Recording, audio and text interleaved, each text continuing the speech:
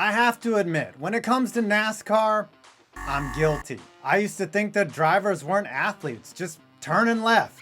That's until one day I learned a fact that changed my perception of NASCAR drivers forever. The cars don't have brake lights. Sure, they might or might not be painted on there, but if you know anything about driving, brake lights, yes, all three of those little are super important. Now delete those brake lights, put yourself on a banked oval, accelerate up to 225 miles per hour, add in a couple dozen of your best friends, and well, don't sound exactly safe now, does it? So why doesn't the NASCAR car have actual brake lights? Well, the answer to that and more is coming up right after this. Have you ever been traveling with your lady, heard something vibrating from the luggage, and wondered whether or not you were adequate enough for your woman? Well, we know the answer to that second part, but now at least you can know those vibrations weren't coming from something you own. How? Because it's here, the Lawnmower 4.0, the 4th generation trimmer from Manscaped that has the new travel lock feature.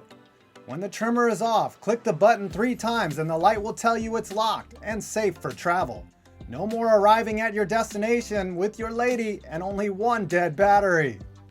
The Lawnmower 4.0 features a new wireless induction charging system and a power status indicator so that you know how much of the 90 minutes of below the waist trimming you have left. It's also waterproof, uses skin-safe ceramic blades, and has a freaking light on it so you can see into those intricate and weird areas down there.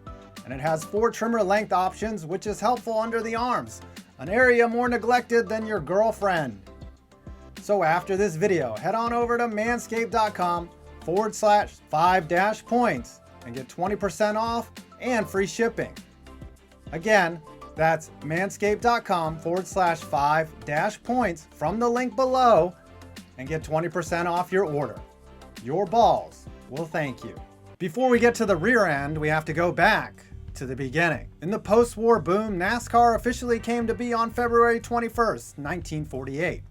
Its roots stretch back to before World War II, back into the Prohibition era.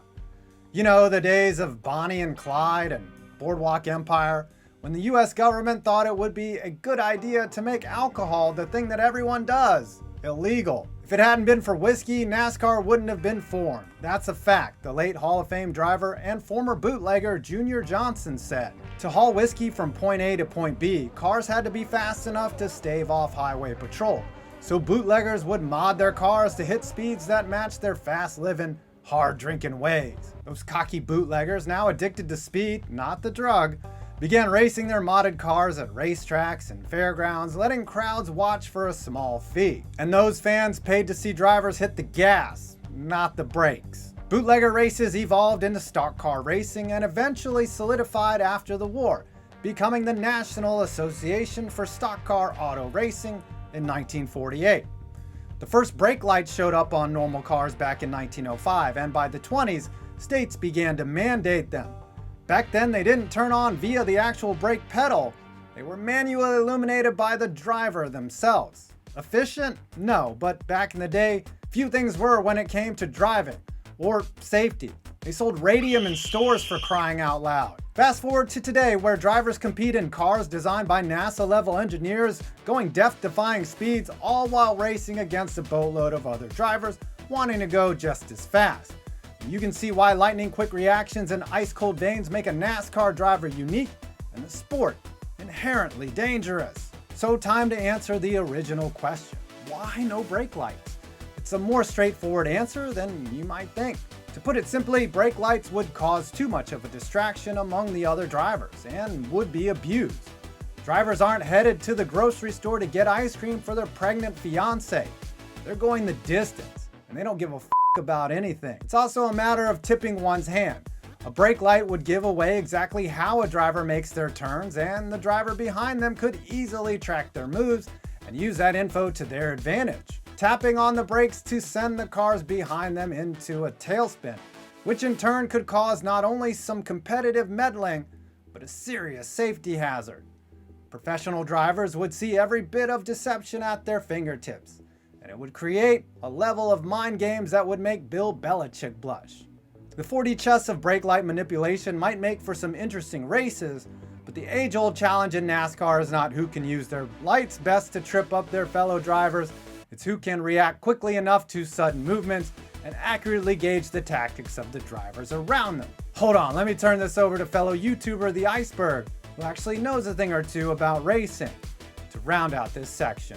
This isn't just NASCAR that does this. Formula One also says no to brake lights. F1 cars are so low to the ground that they create a suction force that gives drivers extra control on their turns. That suction makes it so just letting off of the gas will cause the car to suddenly slow down, meaning the brake pedal doesn't even factor into the equation on F1 courses at times.